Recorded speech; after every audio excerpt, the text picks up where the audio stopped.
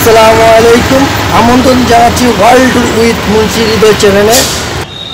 প্রিয় দর্শক, আপনাদেরকে ঢাকা বিশ্ববিদ্যালয়ের ইতিহাস জানাবো এবং ঢাকা বিশ্ববিদ্যালয়ের বিভিন্ন জায়গা ঘুরিয়ে ঘুরিয়ে দেখাবো।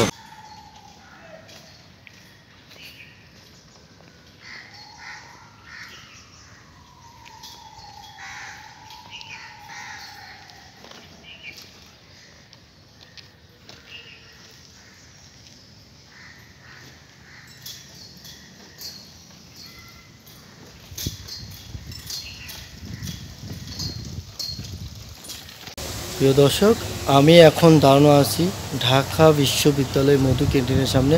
আপনারা দেখতে পাচ্ছেন মধু ক্যান্টিন, ঢাকা বিশ্ববিদ্যালয় মধু ক্যান্টিন।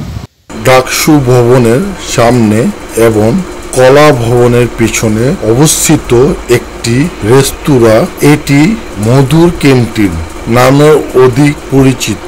পুরাতন মধুসূদনদের স্মৃতিস্থানে স্থাপিত একটি বিখ্যাত রেস্তোরাঁ।